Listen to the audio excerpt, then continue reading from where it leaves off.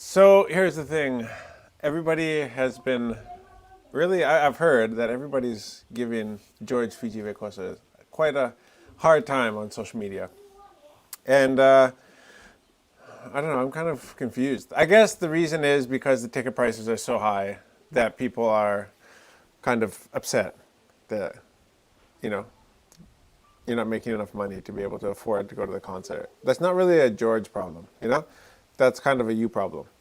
I don't know. Like, I think the way that we see it is that look, you can't come from overseas all of a sudden, do your homecoming, and come back to home, and you're so out of touch with like what people actually make in Fiji, how much that concert actually costs us as people in Fiji, making a wage of what like $4 8 hour day, 30 to $40 a day, right?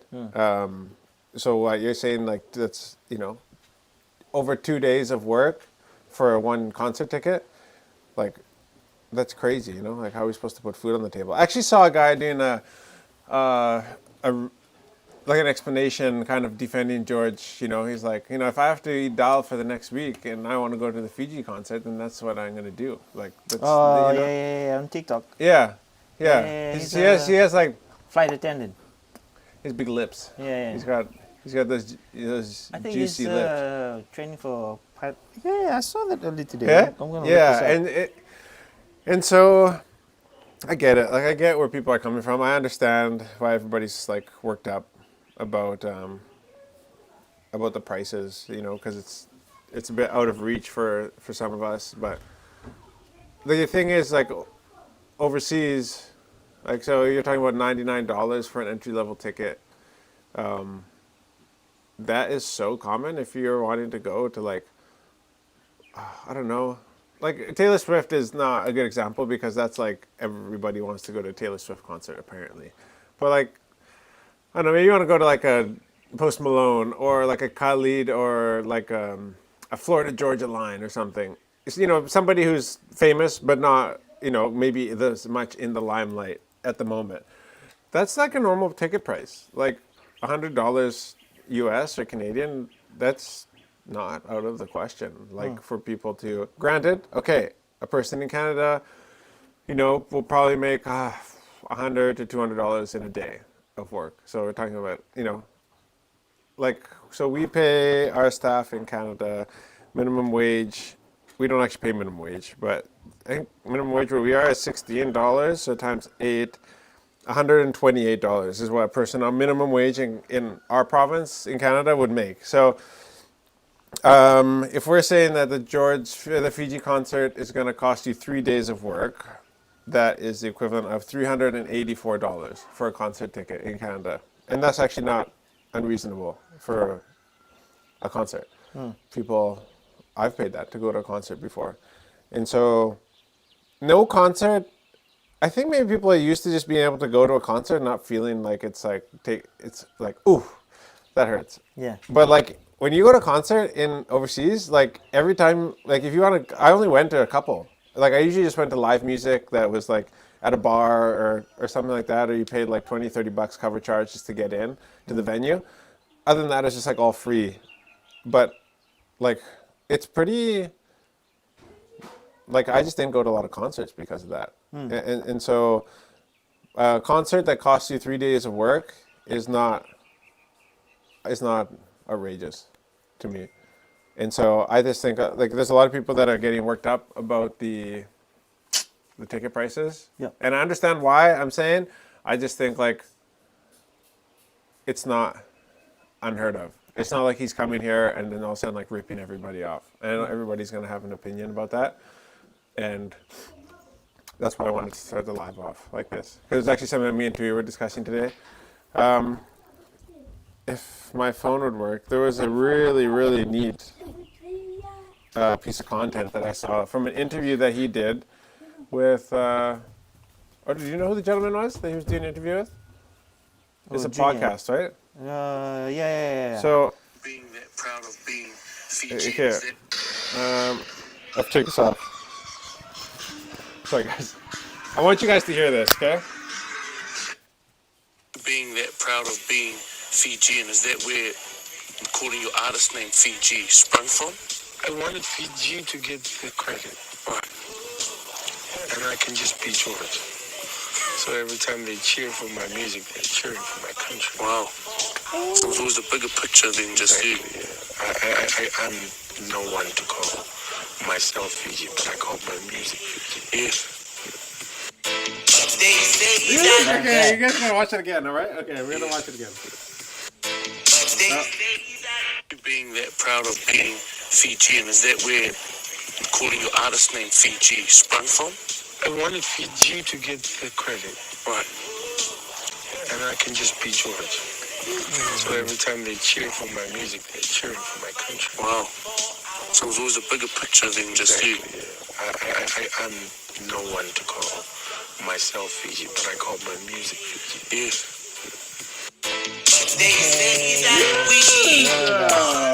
Shut up. Shut up. Like, here's the thing.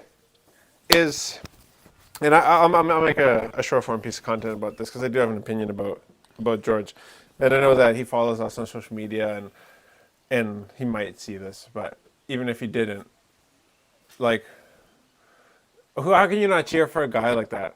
How can you not be on that guy's team? Like, the thing is, like, he went over to overseas a long time ago, and he got famous. I think he was Grammy Award winning or Grammy nominated.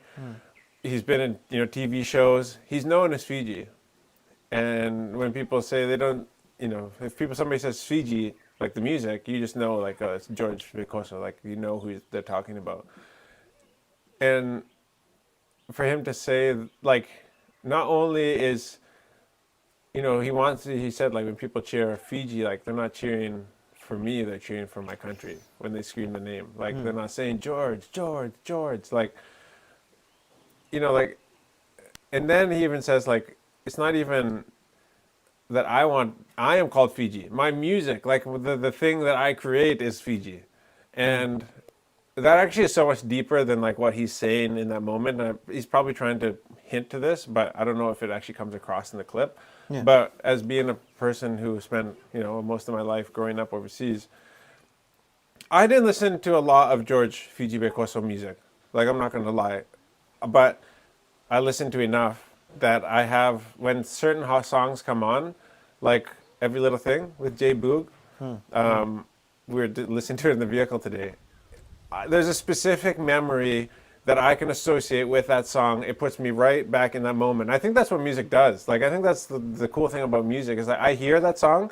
I think of the first job I had when I was working in a mechanic shop, and me and my friend heard that song. I was playing like a reggae playlist, and we were like, this song is so dope. We're going to replay it. And it was just like the next 2 weeks of it, it's just like every time, every little thing, every little thing, every little thing, every day on repeat. And that's all that me and my buddy TJ listened to. And he got into reggae music, and then we started listening like Maoli and Spawn Breezy, Common Kings, like Jay Boog. Like, we just had started this like reggae like season of our life, and he didn't ever listen to reggae music. Yeah. And so I know that a lot of people in Fiji don't listen to George Fiji Bekoso because it's not like your traditional Fijian kind of music. Your Savunindela Lomai, Indela Se, Visailele, your, Ndoki Ndoki, like all of these kind of, local artists who are great musicians and have their own style of music. But I think his music, I don't really know if there's an actual word to describe it, but like, people in the village, especially in rural Fiji, would describe his music probably as like kind of like Susumandrai, kind of like city people listen to George Fiji Bekoso. Yeah. Like, it's not what you listen to around the grog bowl.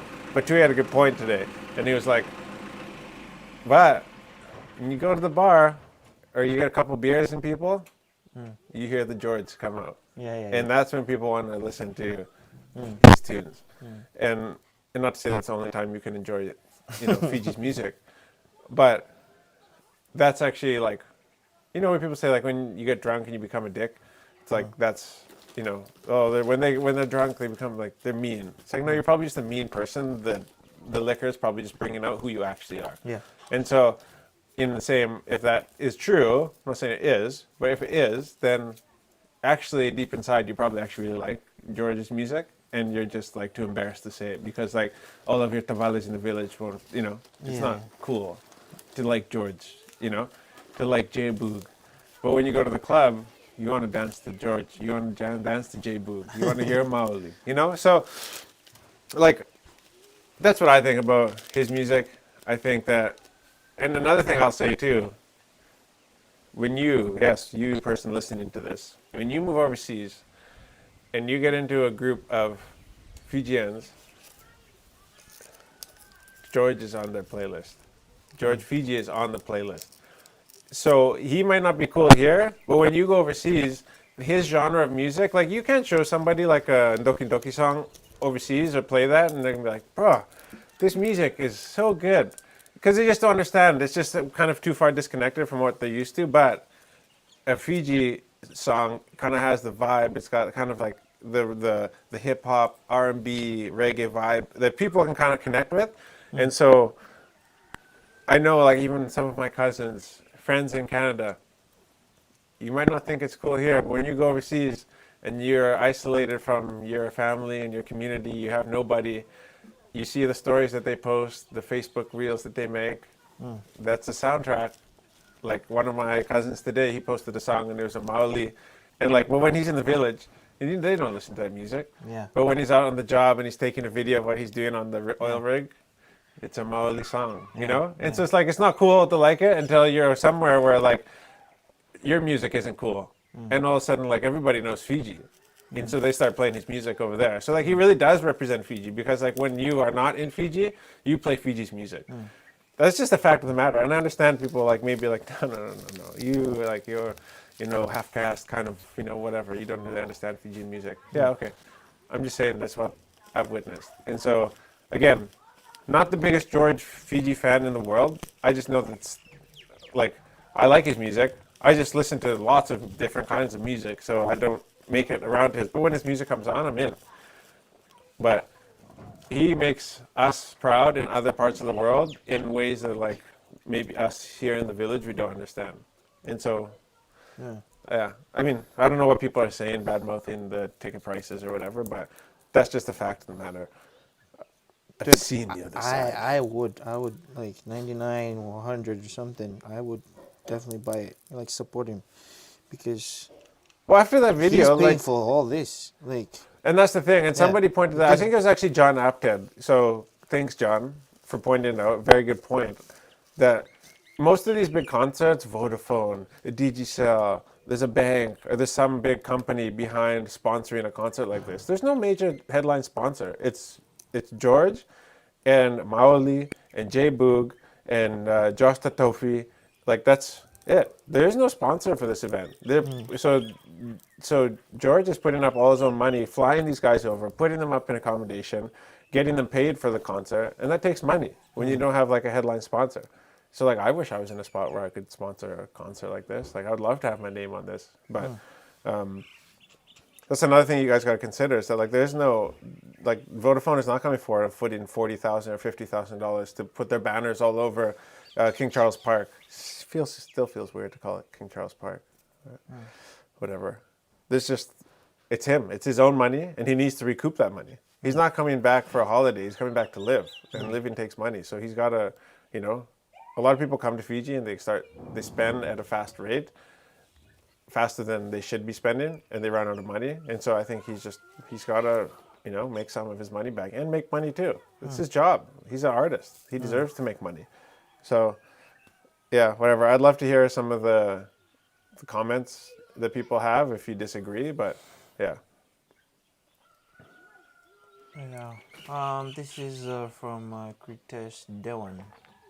Kritesh. You gotta do what you gotta do. Dale. Yeah. I'm from Vancouver. Vancouver? Yeah. Minimum wage in BC right now, unfortunately, doesn't get us anywhere right now. Things are wild. $16.75 or something, I think is minimum wage. In like, I mean, this is going off on a different tangent now, but like, Yeah, 1675. Like, so we have a cleaning company, residential and commercial. Normal in a lot of cases in Canada. Like, a lot of people actually just prefer if you have the education sometimes and no experience sometimes because, yeah, you don't bring these bad habits. But a job that requires no education that you can do as like a teen coming out of high school usually is a minimum wage job. Like when I started working at the grocery store, I was making $9 something an hour when I was a kid, and so, now that is up to 16. But we can't even get people to work for us for the minimum wage. I think our starting rate is like $20 something an hour because people won't even send in their resumes unless you're paying $4 over minimum, and like that's not a critique of our employees. It's just like you can't. And cleaning is not an easy job. Granted, it's not an easy job. It's hard on your body. It's exhausting.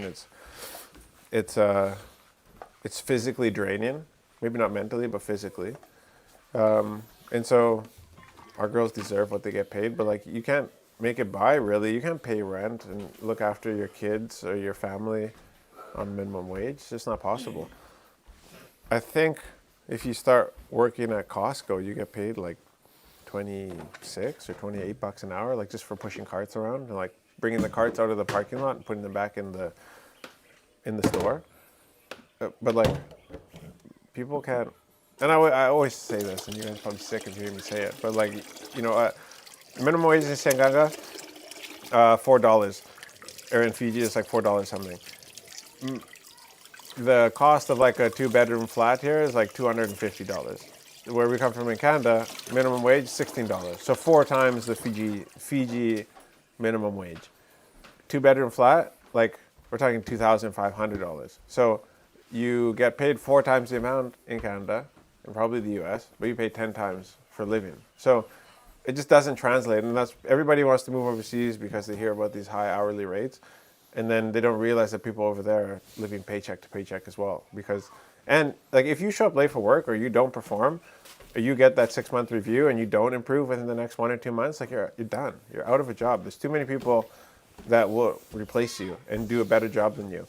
And so there's so much competition. You go ahead, go overseas, make 4 times as much. You're gonna pay 10 times as much for a living though. And that's just the way it is. And so I will continue to preach that because there's a lot of people who will leave just for that dollar, and then they isolate themselves from their family, from their loved ones, from the culture that they know and are used to walk into this like, alien planet and culture that is Western North America, and you end up being broke, and you're like, I didn't expect this. I didn't expect to have to live with like, one of my tamales and 3 of my taubus in, a 2-bedroom apartment just so that we can like make it by. And it's like, yeah, well, you wanna, you want that life, then, that's kind of just what it is. Yeah. It's like inflation is what I'm referring to. Yeah. It's hard to get by with the wages, and then some inflation is out of control here. Yeah. Fiji, you can live off the land for the most part and get by. I'm sure you understand it's hard to get by here, trying to grow food and all that. I know people that left Fiji for a dollar and regret it big time. Yeah.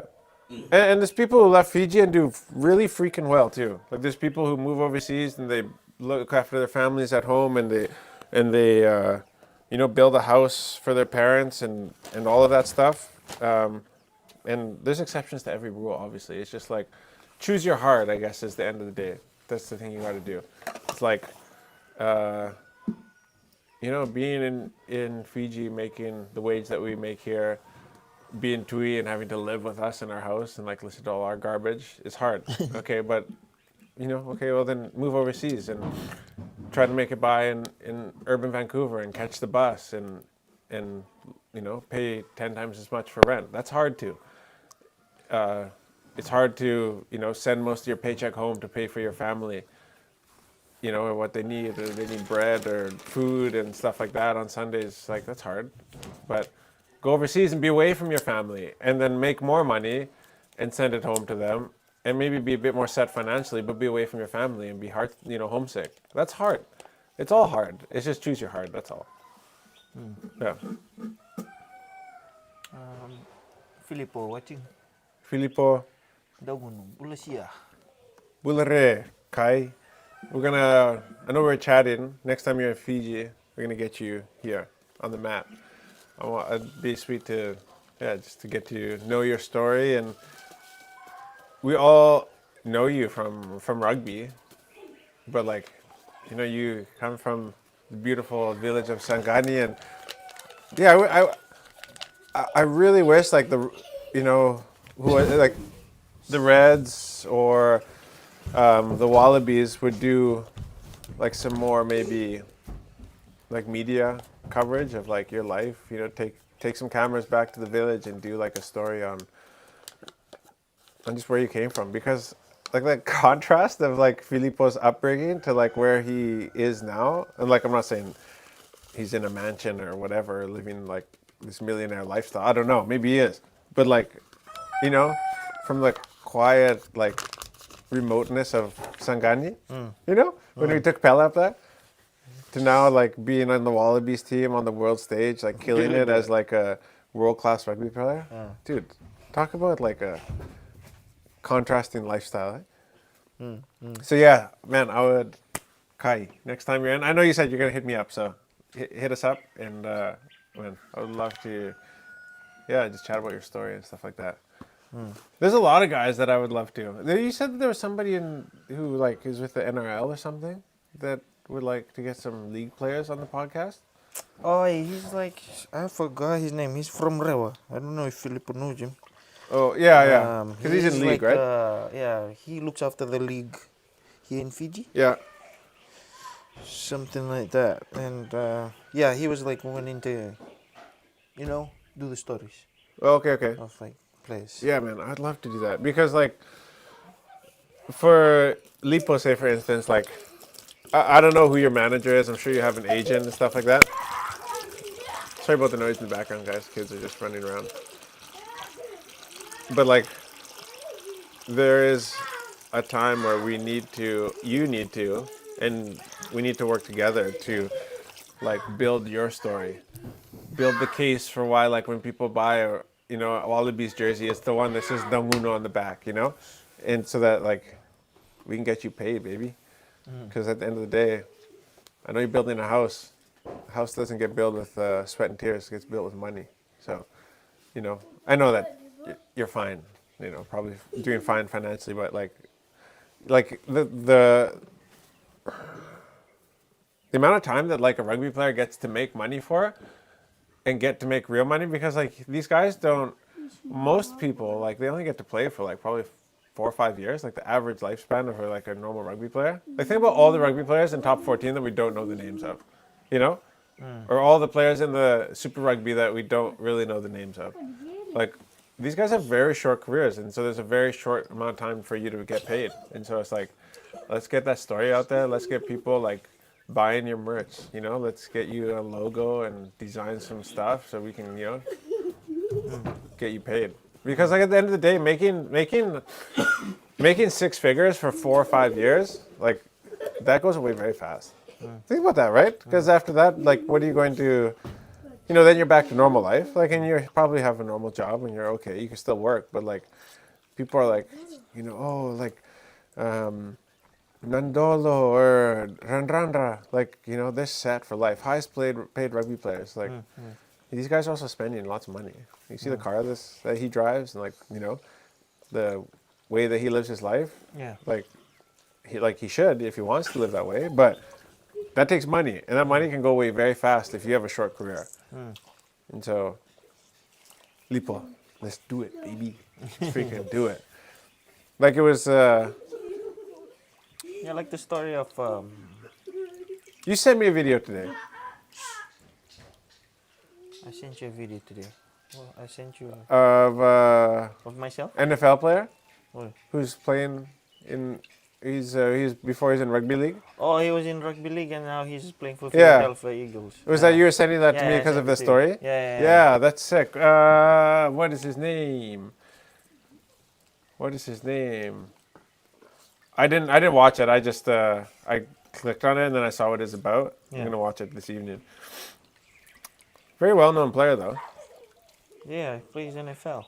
What this guy is doing on Raptors? He play for Oh, Raptors? Jordan Mailata. Jordan Mailata. So he's playing for the Philadelphia Eagles? Yeah, the Eagles, yeah. So that would be... Oh, and people are asking me, what do you do with 10,000 tons of molasses? Well, I'll let you know. You can figure it out when I Yeah. give it away Yeah. at the end of this live. We have an NFL. He's from Navindamu. Who? Oh, this is Tia. Who? Tia Bimbor, I think. Who's from... Yeah, there's a... He's from Navindamu. Oh, yeah, there's a... Jordan Mailata? Jordan Mailata. He's from- Jordan Maitala. Eh? This is... No, there's another rugby player who's Okay, from so- Navindamu. Or in the NRL. NRL. Yeah. Not Jordan Mailata. Jordan Mailata. What? Yeah. No. Yeah. There's a different... Really? Check man, check. If I had internet, I would check. Guys, who's the rugby player from Navindamu? Kami da. No. He just got into the league like 3 years ago. Yeah, this guy saying John. Diaz? Tia, yeah, and Semi Sammy... Valeme. Yeah, Valemei. Yeah. This He- Ben, yeah. He's young. He's like he was in school with Ngase, I think. He schooled Oi. with Ngase, my cousin brother. So that, yeah, is he still playing? Because he was pretty good. He was playing for the Rabbitohs or something. Yeah. Navin Damu putting out those rugby players, eh? Shoot.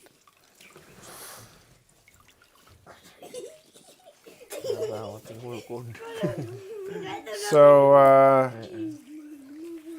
Yeah, like you just on that topic you're talking about, it like life after rugby for players. I think it was 2 weeks ago, I think, or was it last month? You saw the article of Thou Thou that was going around. oh, Yeah, like he was just telling about his story. a new one, Huh? a new video. Yeah, article. Oh, Yeah. I thought like He said his story over time, like in the news and. Yeah, I'm honestly like, cause I meet him once in a while in Extra in Lambasa, and like he said like he'll come on and we can talk and do like a podcast kind of thing, interview together. But like, I don't really want to like highlight that His, stuff again. Like we Yeah. know the story. Like he's kind of like people have kind of like prostituted his Story.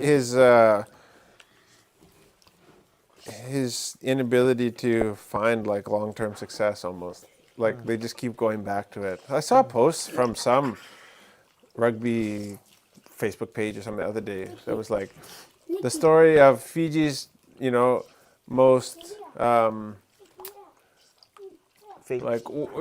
biggest story of a failure of a player and Nimbuda and how he wasted all of his rugby contract money on alcohol. And I'm like, dude, we're so sick of hearing that story. Like, I'm sick of hearing that story. I wonder how Thao feels. How he Like, feels, yeah. dude. Yeah. You never made a freaking mistake in your life. You never like the face of rugby wingers in the world. Like, you understand that this guy was like the best of the best.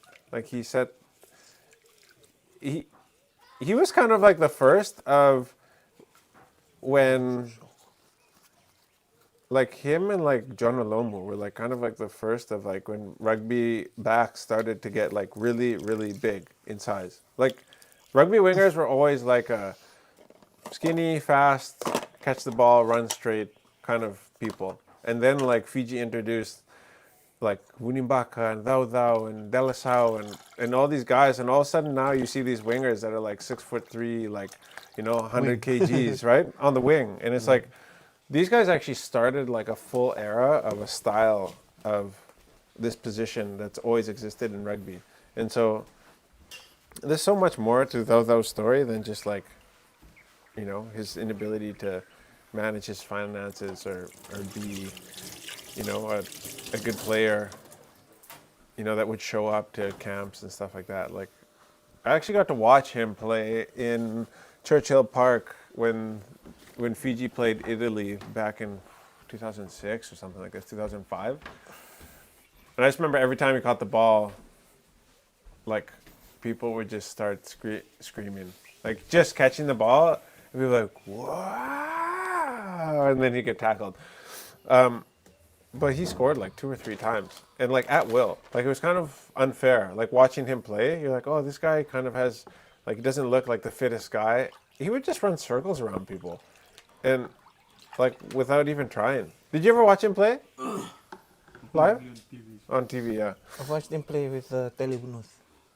Oh, Bula everybody. Bula Bunaka. Happy Friday, TGIF. Talib. Nothing. Siapa? Teleb. Talofa Malo Pito. And this is my chaser. Fiji Airways. Lonisa Durunilotu. What's this? That's a name. Lorisa. Oh, the guy who did the video? Lonisa Durunilotu. I think it's just Fiji Airways. You were talking about a video? Yeah, Fiji.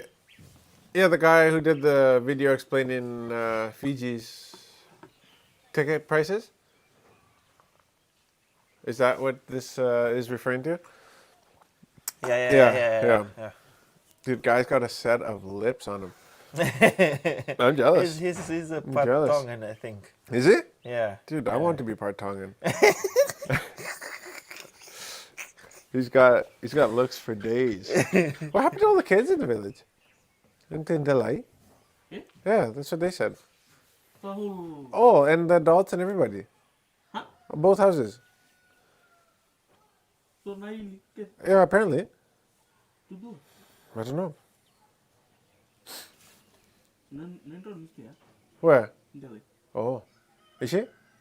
This is a question. Okay, I gotta go way back up. This question from Andrew Fritz. Andrew. Yeah. What is your thoughts on the Fiji group for the upcoming PNC? Any surprises or pretty much the team people expected? I want to look at this because I heard that Kurvoli did not make the team. Yeah. He didn't? Mange. You'll be on that sideline He'll be on the sideline. watching. Doesn't matter because if I'm here, I'll still be there watching him on the sideline. Kurvoli! And he'll just be there, water boy. Yeah! Kids will be like, Kurvoli! Yeah, water boy! Let's go! Fitness, a major challenge for Fiji at PNC. I'm not texting, I'm just reading headlines for you guys. Okay, chill. As my kids would say. Fiji Water Flying Fijians head coach Mick Byrne believes fitness will be their primary challenge as they prepare for the upcoming PNC Cup. The team will have only 6 days of prep before their campaign kicks on August 23rd. Okay. Under World Rugby standards, we can't come together until the week before. Oh, what? So overseas players will fly in on Friday, and our first day of camp will be Saturday, where we will do our medical, S&C, and administration done. For the Wow, for the PNC. They can only assemble the team 1 week before. So that all teams assemble at the same time, so there's not some unfair advantage. Because, like, I don't know, I guess maybe you have, like, a team like Tonga or Samoa that have less, like, contracted players, and they can just be practicing for the last, like, 3 months. Dude, let them practice. Or who is in the PNC? U.S., Canada, Japan, Tonga, Samoa, Fiji. yeah. Yeah, so I guess what you'd have is like Team USA practicing because they probably don't have a lot of contracted players. So Team USA would have been practicing, you know, as a team for the last 2-3 months getting ready. Let them. I don't know. But Let everybody get camp, better. Say, and Fritz is saying 6-day camp is not enough. Yeah, like I mean, these are all professional athletes, so they're gonna come in with some sort of level of fitness. Fiji still can Huh? for Fiji the Overseas? No, I don't think they're getting any overseas players, but I'm sure Canada and the US and Japan will. Half of the team is Drua. it's all. All. At 23? Eh? Yeah, almost all, yeah. So There's no overseas base. And some that's locals. fine with me, baby. Watch them draw next season. Watch them draw next season because we just keep playing. We just switched our jerseys. That's all. We just switched our jerseys. Some local, some from the Like the skipper. Provincial rugby. Sick. Should be so dope. I am Hannibal. Cannibal. Herbal. Yo, Oi. Fiji has some cheat codes when it comes to rugby talent. Yeah. Yeah, we do. We also have a cheat code to getting fat as well. Trust me. I know. Hey. Well, sure. Like you see rugby players that are like trim and fit, like in their days. I'm not gonna name any names. Just pick a name from the previous era of rugby, and like look at them now. Once they stop training, most of them get huge. huge. As Donald Trump would say, huge. It's huge. It's huge. Huge. Like, Huh? Yeah. he said, It's huge. Huge. Yeah.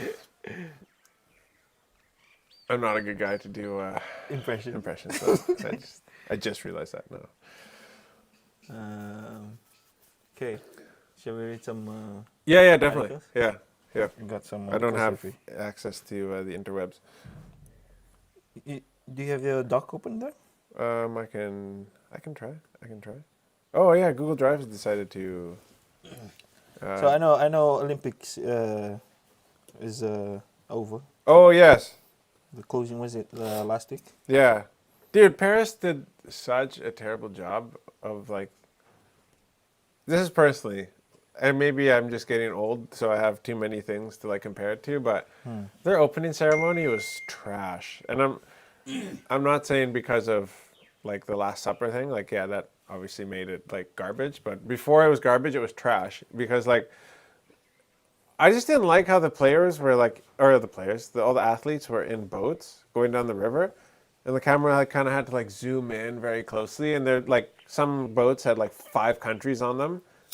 It was just like there's some things that we don't need to change.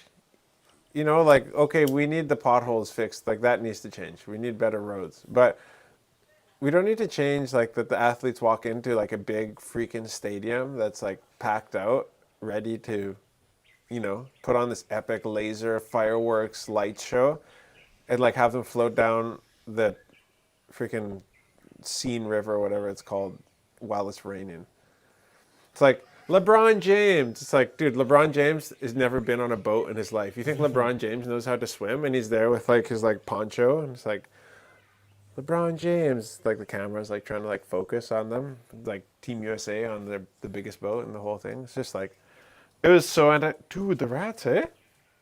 Yeah. Wow. Bati. This is yours? Yeah.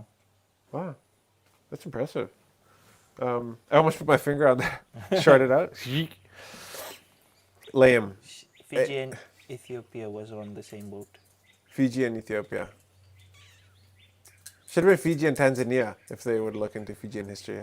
Yeah, that'd be cool if they would have thought about that. Normally you're asking, did you like the Tom Cruise part, the closing? Okay, so no, I did not like the Tom Cruise part. I thought it was cheesy. And imagine being a person at the event. Like, none of that stuff happened live. I heard from some people who were in Paris at the opening ceremony, and they're like, what you don't realize is that like everything that you guys saw on TV we didn't see any of it.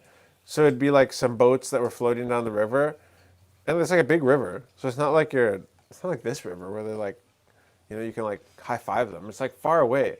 And then all the parts that were like going like Assassin's Creed, which was sick to watch on TV, like walking to the museum and all these paintings coming to life, they didn't get to see any of that. It would just be like TV break. They would just be like twiddling their thumbs, and then all of a sudden something else random about French history would start happening. And it's like, imagine being in the stadium when Tom Cruise like comes down, okay, sick. He like like comes down on this wire off the top of the stadium, grabs the torch, and then runs down, gets on his motorcycle, and then what? We see him like ride through Paris, past the Eiffel Tower, run, drive into the back of like a C-15, and then take off and like parachute into Hollywood. But like none of that obviously happened at the moment. So like what? Tom Cruise gets on a motorcycle, like idles the motorcycle, out, aisle number 56 out of the stadium, and then he's just waiting there while we get to watch all this stuff happen on TV. That would have been so boring. Like to be a person at the closing ceremonies. I don't know. I'm also a hater. So Fun fact about the gold medals there that they had there. oh yeah. So it was like only 6 grams of pure gold coated exists in the 2024 Olympic gold medal, while 95.4% is actually silver only. Wow. So yeah, Wow. the last time 100% pure gold medals have been presented Yes. was in 1912. Yeah.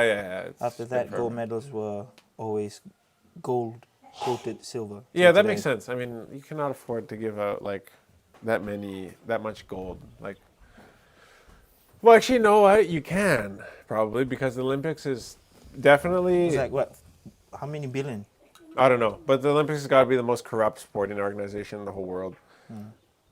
In what world do we live in that you have the best athletes in the world competing in a tournament style, of their sport, and they don't get to a single penny?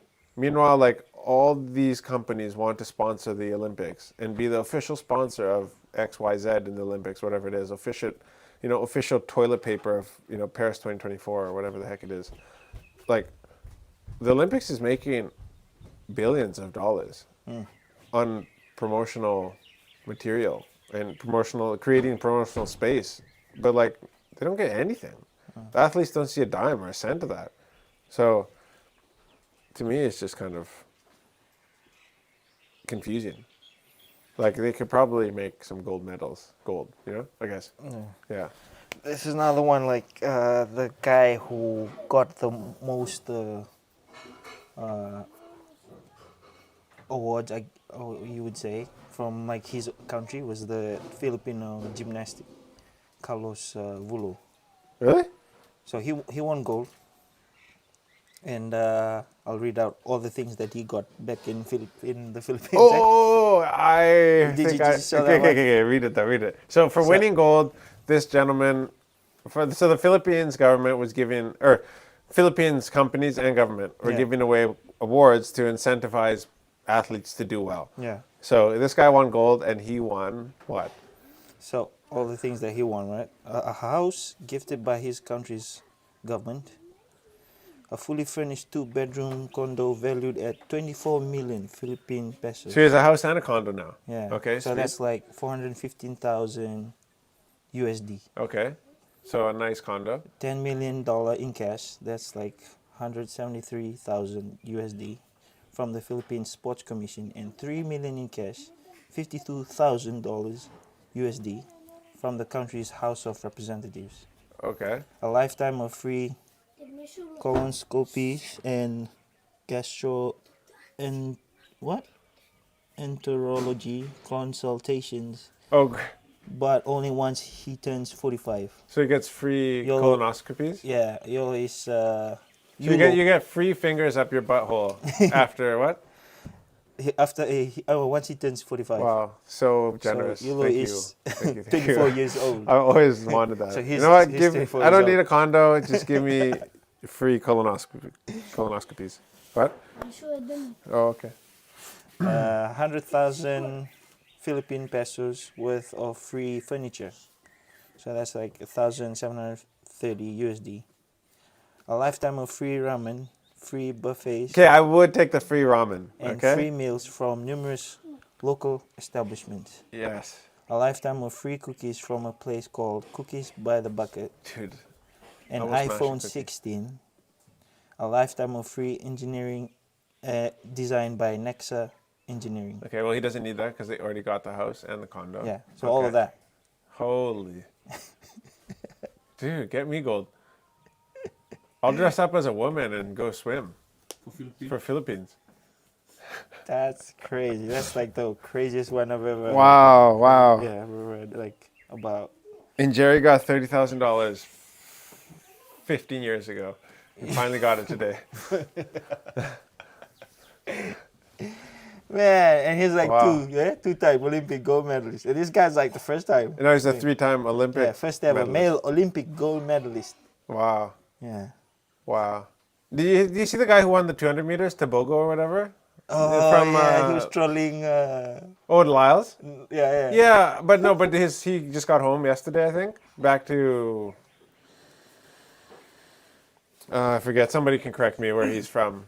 But like, there was a stadium with like 70, 80,000 people in it just for him. Botswana. That's right. Yeah. Who's this? Dead. Oh, okay, yeah. Yeah, Botswana that won the 200 meter. Yeah.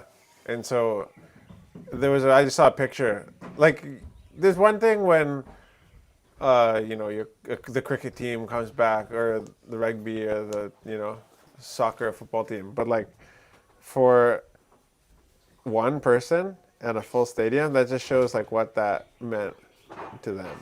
It was Fiji in the first For, seven Olympics. first Olympics, yeah, in Rio. Yeah.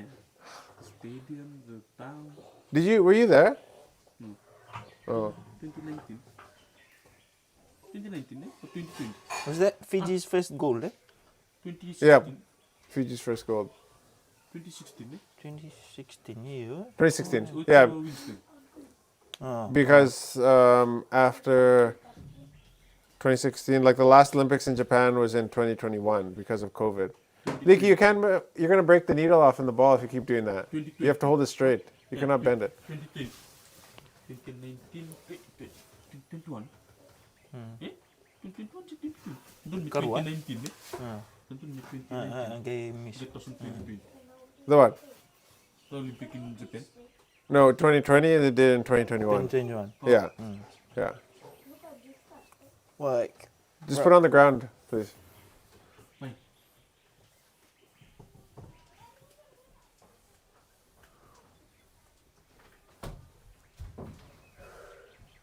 What you're doing is gonna break that needle off, Leaky, in that ball.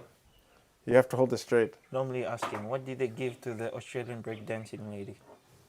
Oh, no, I think she got sent to Alcatraz, I heard. Yo! I think she got sent to Tasmania. Does She disappeared right after the event. Yeah, Apparently. she's still in France. Yeah. I saw her interview. Have you seen all the memes coming out about her? Man, Like, dude, they trolling a bit. like when she's like, you saw her like how she was moving around on the ground. Like, Yeah. the funniest one I saw was like, I'm like, oh, this is very, very real. Where's your old soccer ball, Leaky? Give it to him. It's not yours. Where's your old soccer ball? Yeah, at the back. Put that one away and play the old one. Find the old one first. Mark McElrath, the owner of McDonald's, gave it to us. Thank you to Mark. I'm not just name dropping just because, but Mark did a really nice gesture and dropped us 2 rugby balls and 2 soccer balls free. Free. So we're going to give away one of the rugby balls and one of the soccer balls. We're going to make a piece of. We're going to do something fun. I think our idea is that if you guys actually have ideas, what? The new water blaster. Oh, yeah, hose, yeah. Our idea, and the kids are thinking, because like, I want to like if people like do something nice, sometimes it's nice to like pay it forward.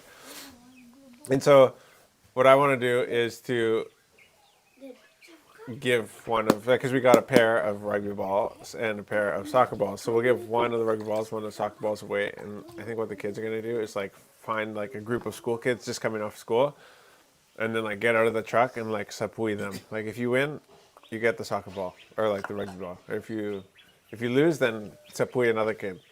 So like just like be like driving down the road when school's coming out, like whatever school we're driving by, or there's a group of school kids, we'll just pull over, get out, sapui. You win, free rugby ball. Just to like surprise somebody. But thank you, Mark. Don't know why. Actually, I've never even talked to Mark in person. That's just a nice dude. Yeah. You haven't met him too. No, I've just chatted with Mark a couple times on Instagram. He dropped it at Hussein. He knows Hamza and them, and so yeah, really cool, nice guy. Obviously, guys, I'm not obtuse to the fact that maybe he wants to drop off the McDonald's balls with us because then McDonald's gets exposure. Okay, yeah, sure, but also, I don't think he's like looking for exposure with 2 rugby balls and 2 soccer balls. I think he might be, do exposure on like maybe a bit more of a grand scale, like sponsoring rugby tournaments and stuff like that, like he already does. So, Mark McElrath, is that a name? Is he from Fiji? Is that a Fijian name? In like Kailoma or anything? No, Yeah. I don't know. I don't know. What is he? He seems pretty local. Like he lives in Fiji. He has a farm track tractor. Like Oh, he definitely is not like one of those guys that owns a business here and lives overseas. Yeah. So not that you can't be Fijian and live overseas, but just like that's normal. Kroy, I have good news for you. Yes. Yeah, Yeah. I got it. Well, it's Kroy is officially the new owner of an iPhone 12 Pro Max. So, but it'll come next year. yeah. Memory kya? no, I think so. Stephanie is in Canada right now, Yeah. and she picked up. We've been looking. Guys, okay. Here's just an example.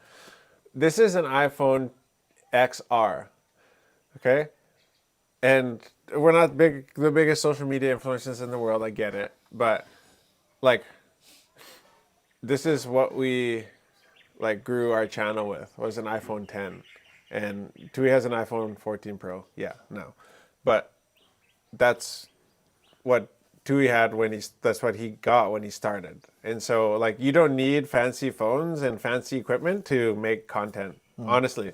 Like the reel that I posted the other days of the kids boxing, that was on my silly iPhone XR and it works fine. Like it's just like it doesn't have any storage and so it keeps like I'll be like recording and it'll be like, we're out of storage and I can't download any of the new Apple updates because like I need like 6 gigs or something of free storage. So, but like you don't need to have the best of the best to do it. You just got to do it. You just start making content. Yeah, I was talking with one of my friends, Tyrone Bucknell. We used to work together for Australian Survivor. Oh, okay, yeah. And they're pretty big, like him and his wife on TikTok. Okay. So they do content too. And like I was chatting with him and he's like, oh man, I remember I tried to apply for for that position. You are?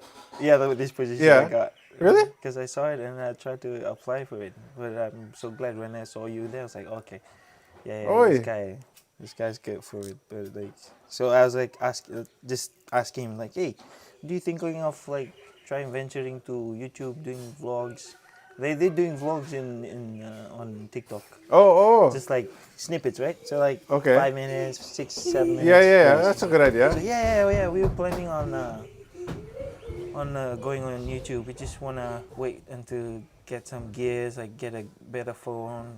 Right. And exactly what I said to him, like, bro, you don't need Yeah. you don't need You don't. the latest phones. You just need You just need a good story. story. That's it. A storyline, a content. Yeah. Just to create it. And like a good story is not like Mr. Beast like level, doing something epic. Like we don't make good stories most of the time. Like we would do a lot better if we invested more time and energy into actually creating the content, but we just document our lives.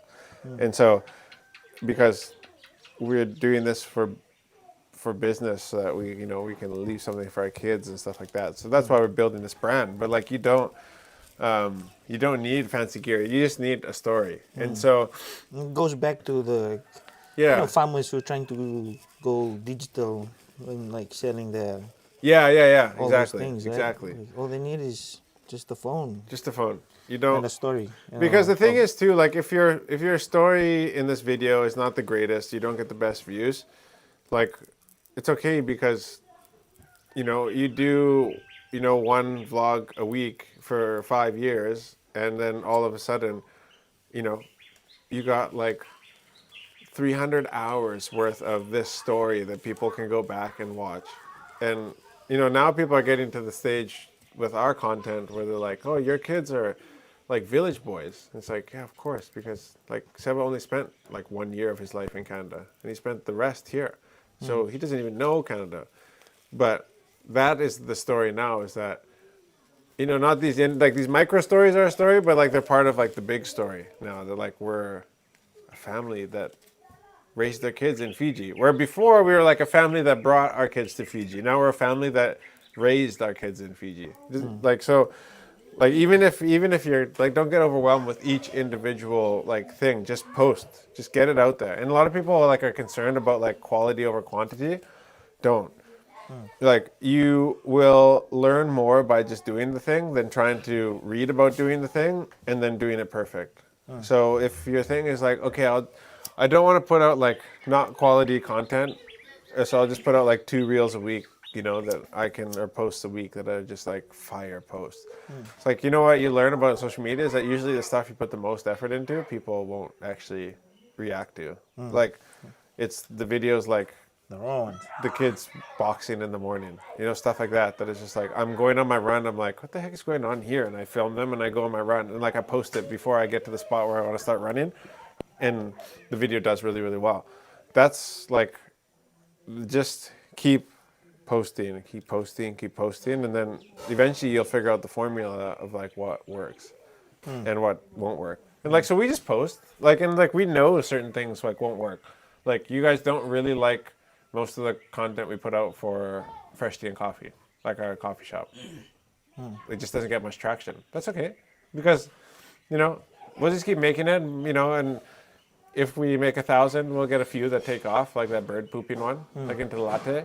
Like, so, but you don't get to do just like 1 or 2 a week and then expect to like, create fire. You have to keep on.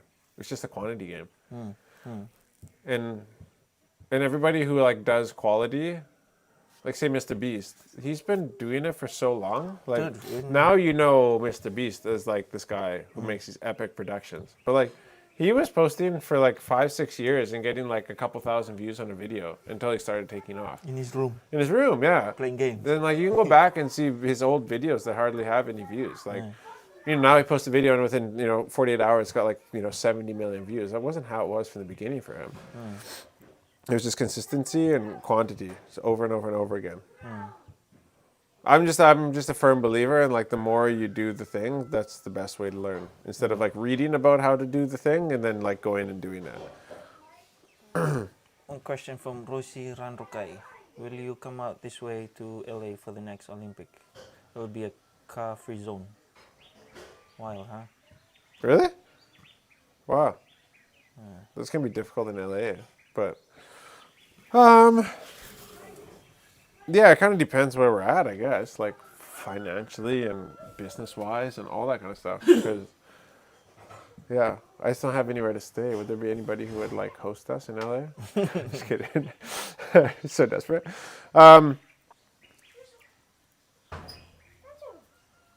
Yeah, I would love to go to the Olympics. My aim is the next World Cup, 27, in Australia. So, 31. huh? Oh, to go to Yeah, Australia. yeah, just to go to the World Cup. Yeah.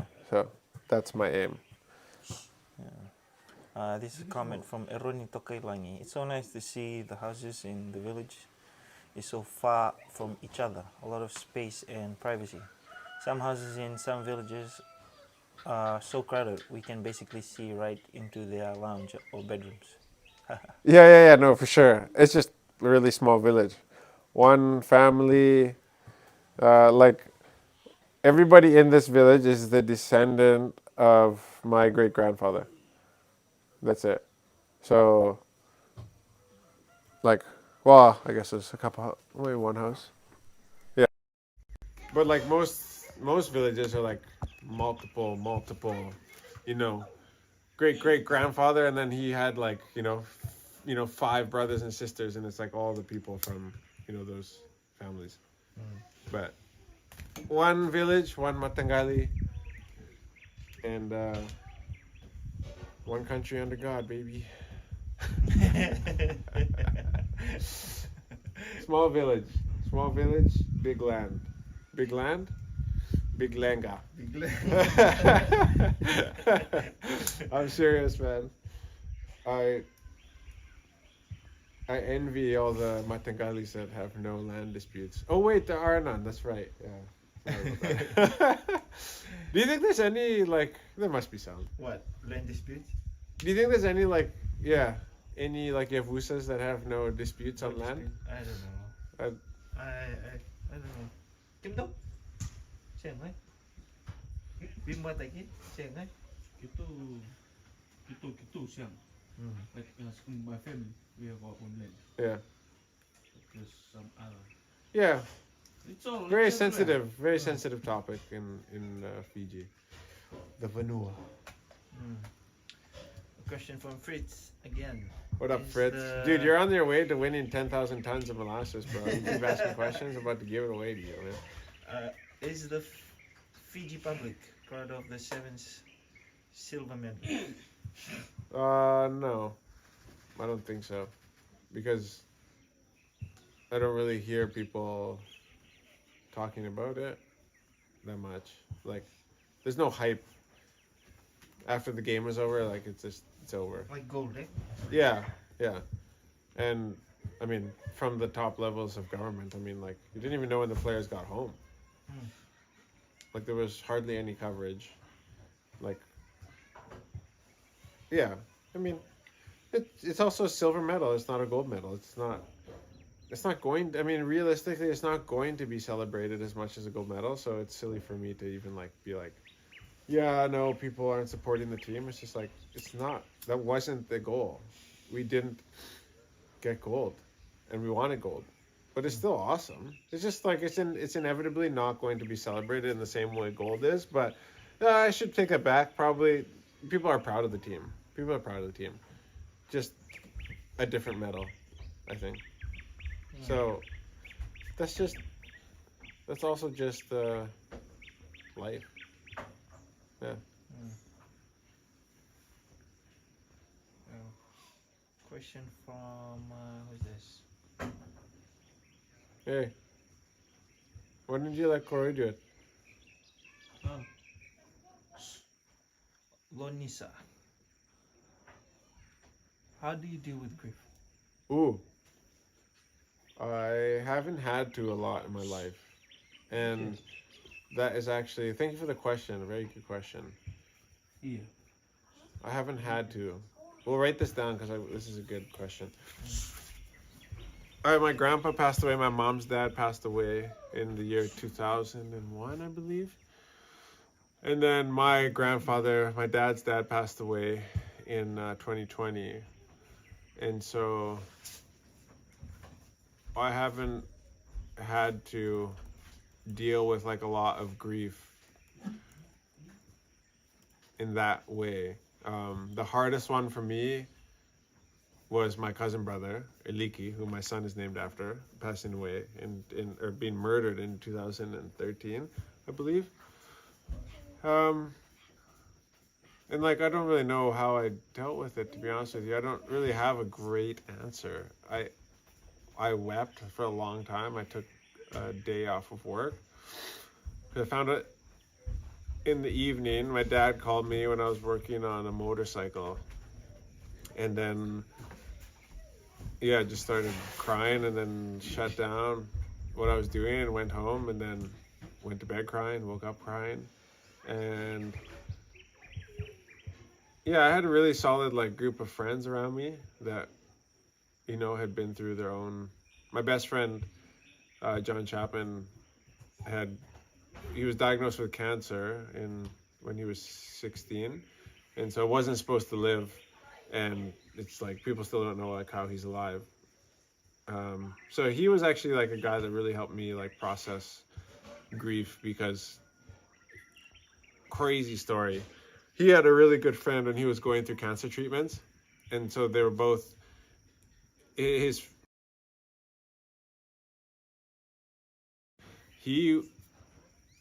My best friend's friend was living in Vancouver, and he had this chick roommate who, which I don't recommend if you're a guy. Don't have a girl roommate, because that's inappropriate, or not above reproach, I guess you could say.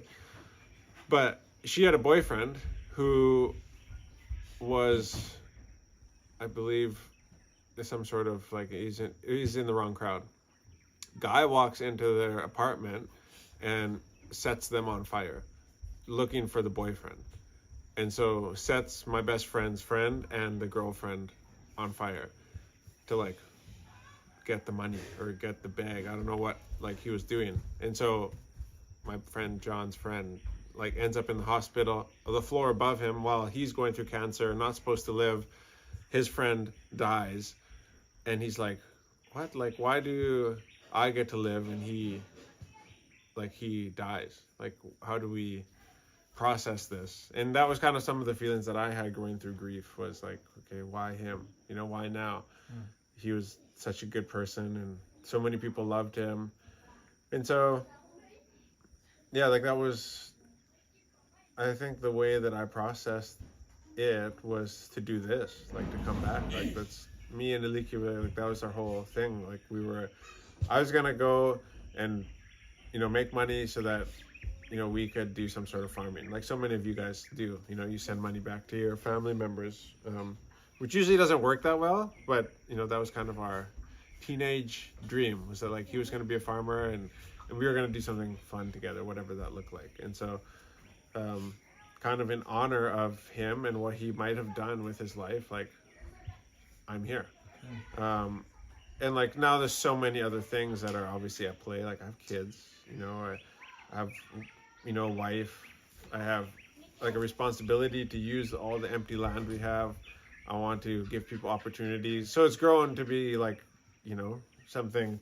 I have people that work with us that I really care about. So it's grown to be something that like is more than just Eliki and his legacy, but that's kind of like the birthplace of this, like, you know, kind of like trying to do something that he might have done. And so, yeah, I guess grief turned into like, okay, like don't let his, you know, the ending of his life be in vain. Like do something that he would have done, or that something that he would have been proud of being part of, or something like this. So yeah, I think maybe that's a good way to deal with grief. I think everybody deals with it in a different way, but yeah, don't let, you know, I guess with grief we always just think about death, because seems like the whole point of life is just avoiding death sometimes. And so it's also not what life is supposed to be. Like living is not just not dying. Like living is supposed to be, you know, fruitful and exciting and life-giving to other people. And so, yeah, some people will go through life just not dying and then leaving no impact on the world. And I just don't want to be one of those people. And in honor of my brother, then I just think I need to do this. So I guess that's how I dealt with that grief. You know, like both my parents are still alive. My sister is still alive. Yeah. I mean, we're all like a moment's notice away from extremely grieving situations.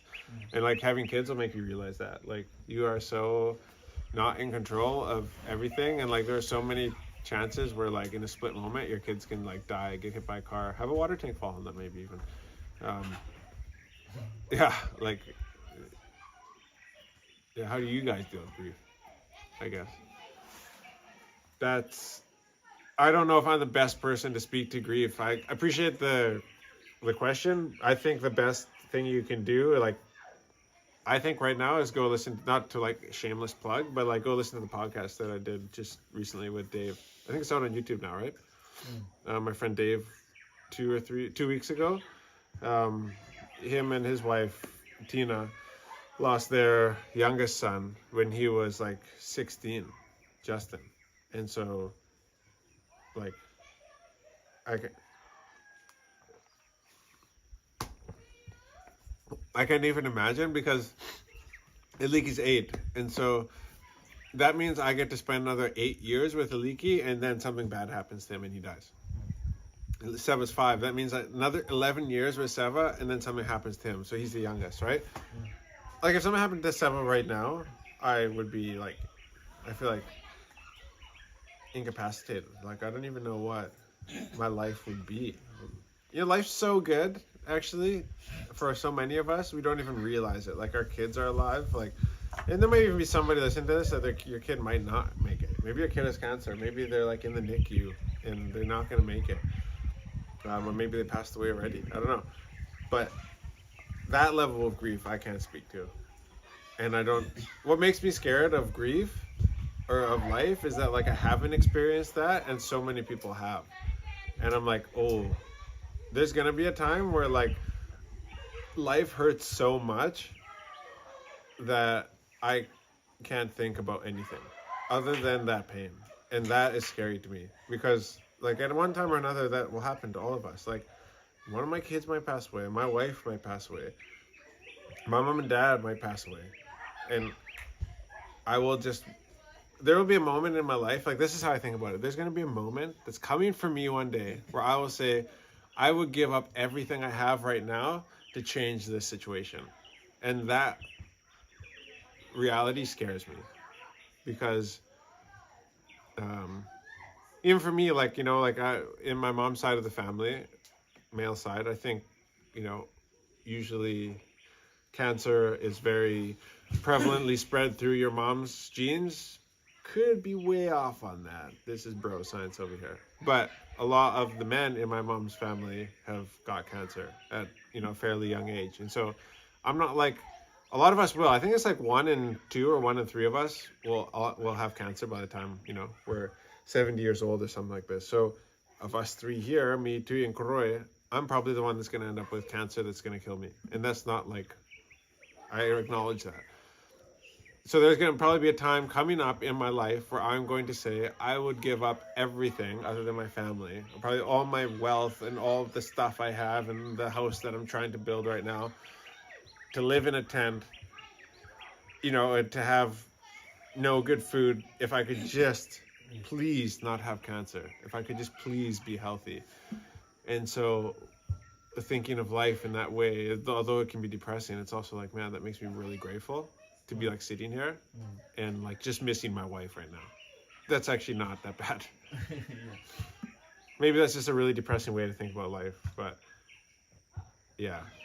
And you know, life is hard for a bunch of different reasons for us all, at different times through the day, at different times through each hour. It's just, I'm like, shoot, I haven't experienced like crazy grief yet, and crazy grief is coming for me.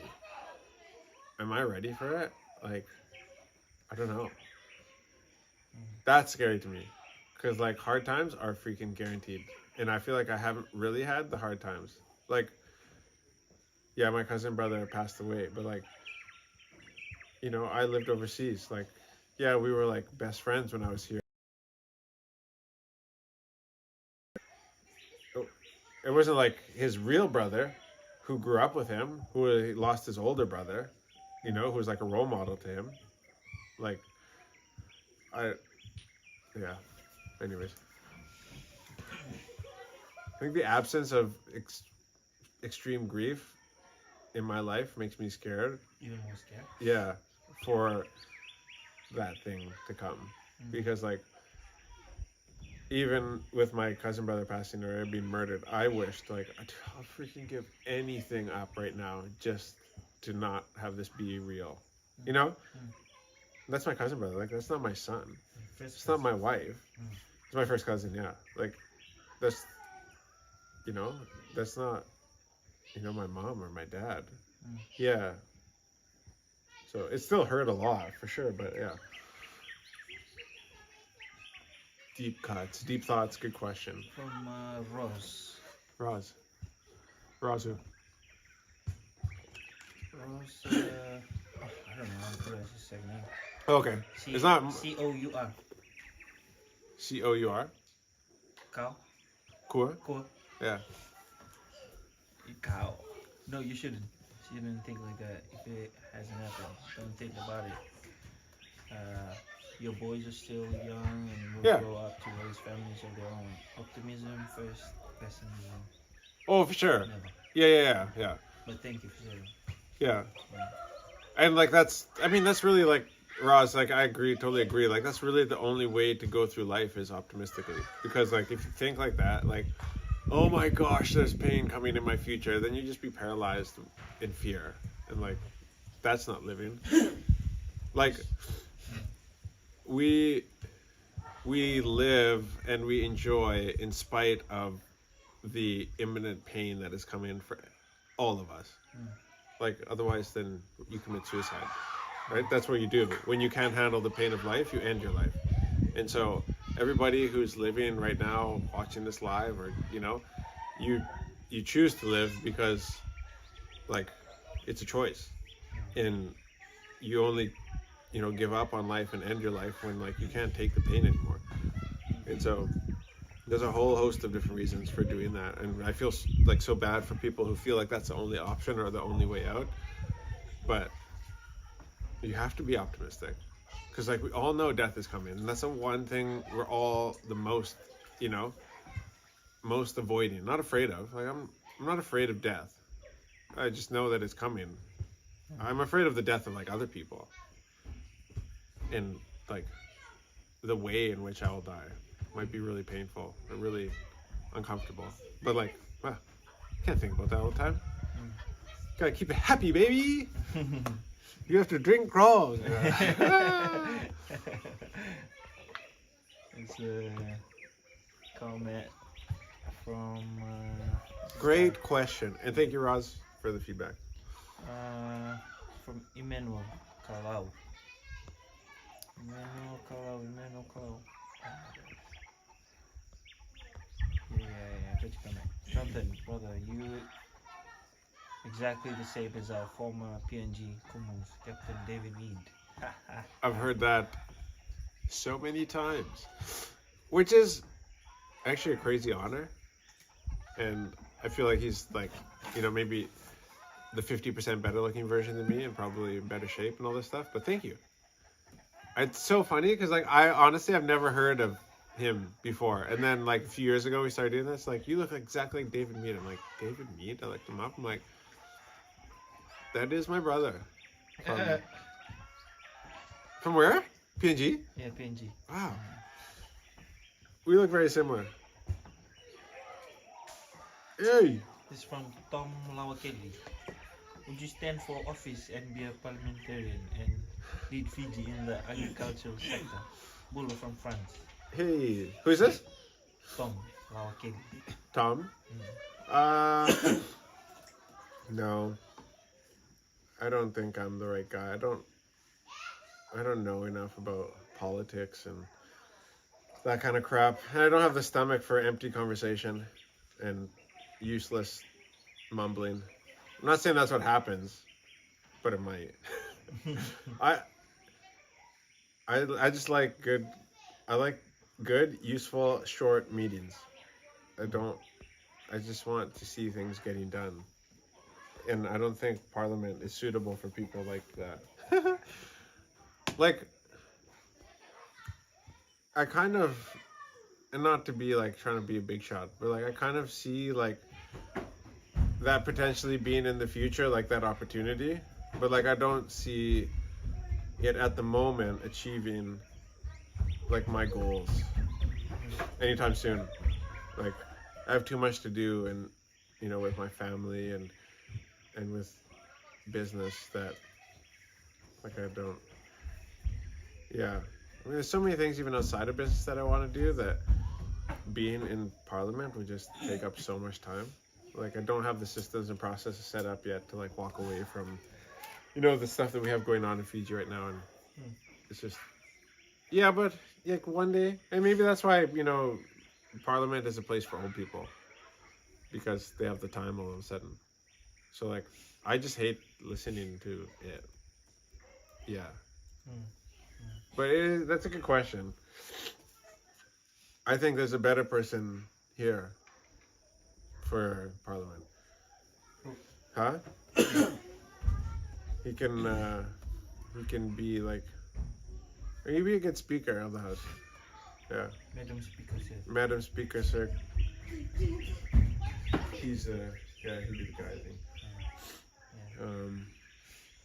Yeah.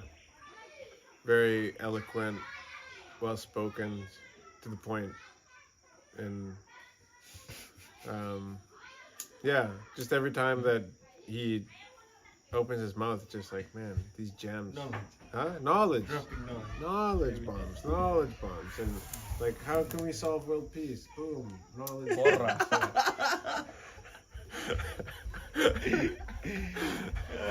Like, I think, man, you send this guy to the Gaza Strip, ceasefire, finish, grog. Yeah, Tom says, yeah, my thoughts exactly. Go in, do the job, and make sure it's done. Yeah, and like I don't think I have like the track record yet to be able to like have a voice as like a successful person. Like, I think I need a bit more like backing. Like I did something really well in Fiji before I would be able to go in there and stand with those kind of people. Because maybe I'm wrong though. Maybe you don't actually need to have a good track record. Like, I'm kind of like a guy who doesn't have any. I am a guy who doesn't have any like formal education and just kind of like sends it and learns from mistakes and tries to do better the next time. And so I feel like Parliament's like full of like very educated people with big words and good vocabularies. Yeah. I'm just like thinking about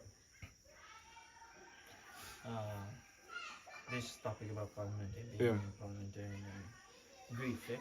Oh, It's like how grief can be a downfall of a person, or can impact them to, such as you, like this is what got you here too. yeah. Like it's part of the journey. Yeah. Yeah, grief is Losing like, your cousin. yeah, You took this journey of coming here. And yeah, be here. And if it wasn't for that, I don't know, would you be here or would you still be there? yeah. That's the thing. Yeah. Yeah, I mean, I don't know because like, the butterfly effect. Like the butterfly flaps its wings in Fiji, then it becomes a breeze by Samoa, and by the time it reaches Sacramento, it's like a wind, right? Like, I mean, you don't know what the. Sorry about the noise, guys. So the kids are just having fun over there, and our mics are off now because Tui needed to charge his phone. So, yeah, like there's so many things that affected us, kind of coming here in the first place, and so even me sitting on this veranda with my dad that one night, looking out at this mountain behind us, being like, oh man, we need to do something about this, like. Just even having the mindset to even be able to facilitate those kind of thoughts might have not have been there unless something had happened to Iliki. Like I might not have been like Fiji. I'm not gonna live in Fiji. That's not on the table. Well, like when he's not here and there's a bunch of things that he was gonna do that now he's not gonna do. I'm like, oh, I can maybe kind of do some of the things that he wanted to do. Just even having that as like a mindset or like a little seed might have been like you don't know. Now, grief, like I think grief is just part of everybody's story. It's just important that it's not the end of the story. Yeah.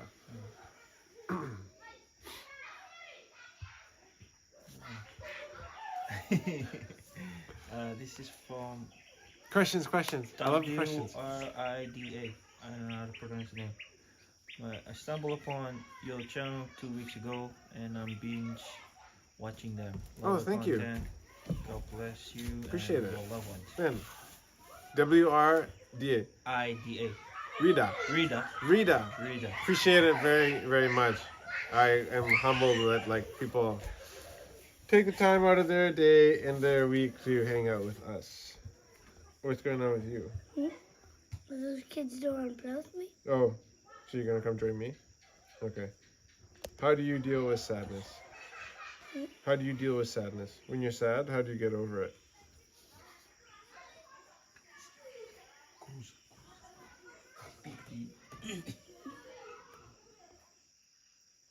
I feel like I won't tell you. You just tell me. Huh? You tell me when you're sad. No, when Leaky punch me, Yeah. like sometimes, Yeah. I say I'm gonna tell you, Okay. but he says he's gonna delete the games. Oh. And So when you're sad and angry, then you come and talk to me? And you tell me? Yeah? Am I right or am I wrong? That's good. Like I said, like what he's saying is like when he's sad, then he talks to somebody, basically. And I think like a lot of people when they're sad, they don't. And then maybe you don't have that person to talk to. And so like I'm his dad, obviously, and so it makes sense to come and talk to mom or dad. But in case you give the best answers, like I think a lot of us like write it off because like, but like Jesus said, like you know, to have the attitude and the humbleness of a child is like, you know, the best thing. Yeah. You know, that is how you will enter the kingdom of heaven, is to be like a child. So sometimes like their simple words are actually true. Like when you're sad, I talk to you. That's important. That's a good one, Saba. That's a good one. Right. Yeah, Is that it? Other questions? Yeah. All right. Sweet. Yeah. Oh yeah, kids give real answers. Yeah, they do. They really do. Yeah. Well, thank you guys for joining. We appreciate everybody. Rita, thank you very, very much. Thank you to everybody who joined us today and asked great, great questions. Molasses, I'm not going to give away the molasses just yet. I'm going to keep that 10,000 tons of molasses stored up in my tank at the FSC Malau. Actually, no, it's in my tank on my property. So thank you guys for joining. Good night to you guys. 2 months. And we'll see you next week on Monday. We're doing a really fun vlog this week. Yeah. We're actually creating content. So we're planning out the storyline, planning out the shots. I think it's going to be a fun one. Kind of a bit something different. So we'll see you guys on Monday. Peace. Go buy your George tickets. Fiji.